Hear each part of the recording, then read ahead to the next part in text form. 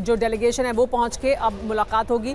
JD Vance का स्वागत किया है खुद शहबाज शरीफ ने और उसके बाद अब वो आगे बढ़ रहे हैं, साथ में जाएंगे और देखिए ये मुलाकात यहाँ होगी। अमेरिकी डेलीगेशन विटकॉफ से देखिए मुलाकात कर रहे हैं, जारेड कुशनर से मुलाकात कर रहे हैं शहबाज शरीफ और उसके बाद अब डेलीगेशन के साथ उनकी औपचारिक तस्वीर ये सामने आई है। जेडी वैंस और शहबाज शरीफ की मुलाकात हुई है प्रधानमंत्री कार्यालय में, पीएमओ में शहबाज शरीफ और जेडी वैंस की ये तस्वीर देखिए और उसके बाद बातचीत होगी दोनों के बीच। इससे पहले ईरानी डेलीगेशन से मुलाकात कर चुके हैं शहबाज शरीफ, अब अमेरिकी डेलीगेशन से मुलाकात हो रही है। हमारे साथ मनीष हैं। मनीष, ये तस्वीरें हम दिखा रहे हैं इस वक्त अपने दर्शकों को, जेडी वैंस के पहुंचने की तस्वीरें प्रधानमंत्री कार्यालय पाकिस्तान में और मुलाकात वो कर रहे हैं शहबाज शरीफ से। शहबाज शरीफ से जो ये मुलाकात है ये कितनी अहमियत रखती है? औपचारिकता है या इसकी अहमियत भी है इस वार्ता के लिए?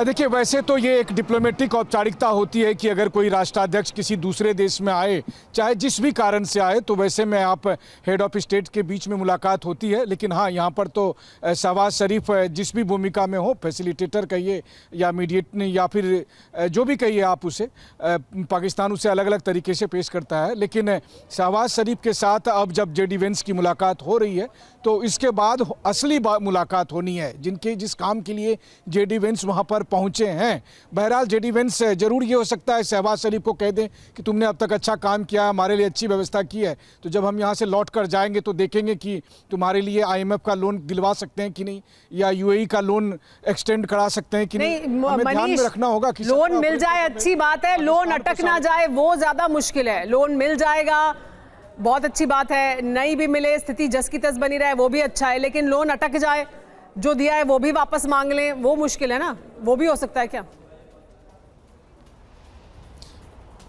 बिल्कुल सही कहा आपने। इसीलिए देखिए, सबसे बड़ी बात है कि आप सोचिए कि ईरानी डेलीगेशन और शहबाज शरीफ के बीच 5-10 मिनट की मुश्किल से मुलाकात हुई, तो आप समझ ही सकते हैं कि उसमें कितनी बातें हुई होगी।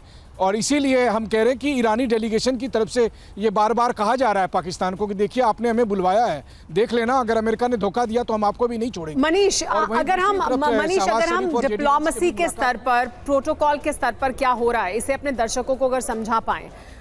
पहले मुलाकात हुई आसिम मुनीर की, जब उन्होंने स्वागत किया, उन्होंने कल मुलाकात भी की थी और बात भी की थी ईरानी डेलीगेशन से। आज उन्होंने स्वागत किया अमेरिकी डेलीगेशन का, उसके बाद मुलाकात हुई है ईरानी डेलीगेशन की बहुत कम समय के लिए, जैसा कि आप बता भी रहे हैं 5 से 10 मिनट की मुलाकात हुई उनकी शहबाज शरीफ से। शहबाज शरीफ से औपचारिकता है, प्रोटोकॉल है, मुलाकात हो रही है। क्या इसके बाद आसिम मुनीर से जो मुलाकात होगी या पाकिस्तान की प्रेजेंस में अगर दोनों डेलीगेशन मुलाकात करेंगे तो उसमें किसकी अहम भूमिका होगी फैसिलिटेटर के तौर पर? क्या आसिम मुनीर और उनके लोग वहां मौजूद रहने वाले हैं? किस तरह से होगा ये सब कुछ?